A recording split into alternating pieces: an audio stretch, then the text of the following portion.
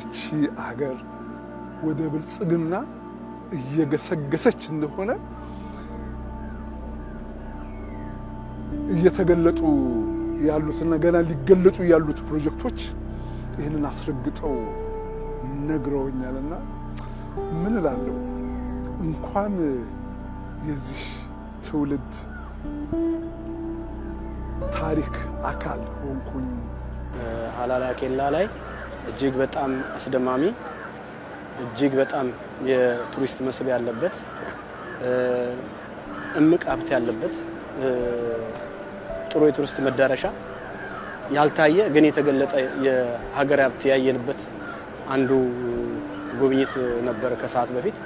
አሁን ደግሞ ወደ ማምሻው የግልገል ጊቤ 3 ኃይል ፕሮጀክቱን ጎብኝተናል።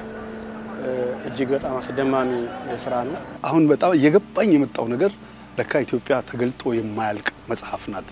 በእያንዳንዱ ገጽ ውስጥ ጥልቀት ያለው ብናይ ብናስተውል ብንፈታ ብናበጥር ለነገ የሚሆነን ብዙ ስንቅ ያለባት ሀገር ነች ኢትዮጵያ። ለካ ያቃተን ቆመን ማየት ተረጋግተን ማየት ነው እንጂ ያቃተን ኢትዮጵያ ያልገለጽናቸው ብዙ ገጾች ያሉባት ትልቅ ኢንሳይክሎፒዲያ ናት። እሱን አሁን እዚህ ዳውሮ ዞን ነው የመጣ ነው።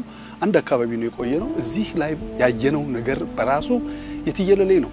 በመጀመሪያ ያረፍንበት መሬት በራሱ በቆሙ ልምላሜው አረንጓዴነቱ ተፈጥሮ ስርዓቱ ተራራዎቹ ከፍ ዝቅነቱ ራሱ አንድ ራሱን የቻለ ኢንስፓይሬሽን ወይም ደግሞ የጽሁፍ መነሳሻ የጽሁፍ ከፍታ መፈጠሪያ ስፍራ ነው ለማለት እወዳለሁ።